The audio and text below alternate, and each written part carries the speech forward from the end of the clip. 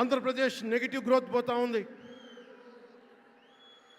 మా మీద తెలుసు, వైజాగ్లో ఇన్సిడెంట్లు కానీ ప్రతిపక్ష నాయకుల మీద ఎలాంటి దాడులు చేశారో, బీజేపీ కార్యకర్తల్ని పొట్టల్లో కత్తులు గుచ్చి పేగులు బయటికి తీశారు వైసీపీ నాయకులు.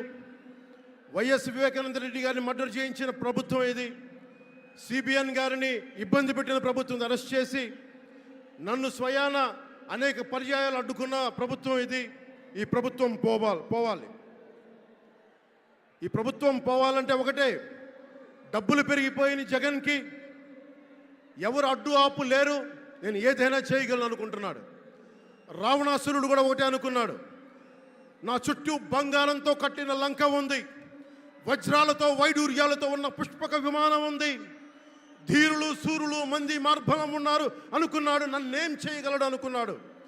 నార చీర కట్టుకొని నేల మీద నిలబడి శ్రీరాముడు బాణంతో చంపేశాడు. రాష్ట్రాన్ని రావణ కాష్టం చేసిన అయోధ్యకే రాముణ్ణి తీసుకొచ్చిన శ్రీ మోదీ గారు ఇక్కడ ఉంటే, రాష్ట్రాన్ని రావణ కాష్టం చేసిన చిటికిని వేలంత రావణాసురుణ్ణి తీసేయడం అంత కష్టమా? నేను తాడేపల్లిగూడెం సభలోనే చెప్పాను, ఇక్కడ నుండి నేను దేవదత్తం పూరిస్తున్నానని. అర్జునుడు పూరించిన శంఖం దేవదత్తం అంటే, నేను దేవదత్తం అన్నాను కానీ పాంచజన్యం అనలేదు. అది పూరించాల్సింది ద్వారకలో ఉన్న శ్రీకృష్ణుడే. అక్కడి నుండే మోదీ గారు పాంచజన్యాన్ని వచ్చిన మోదీ గారు, గుజరాత్ ద్వారక నుంచి వచ్చిన శ్రీ మోదీ గారు ఈ కురుక్షేత్ర యుద్ధం కోసం పాంచజన్యాన్ని పూరిస్తారు.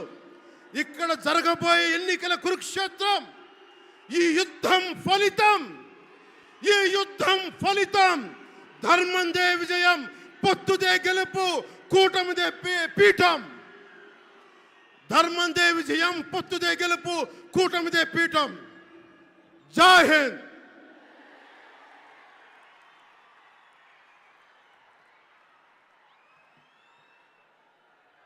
దయచేసి అందరూ కూడా కొంచెం సంయమనం పాటించాలి. మీ ఉత్సాహం, అభిమానం, కట్టలు తెంచుకున్న విధానాన్ని డయాస్ మీద నుంచి ప్రధానమంత్రి గారు గమనిస్తూ ఉన్నారు.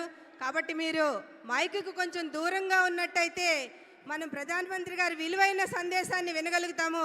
దయచేసి అందరూ కూడా సమయం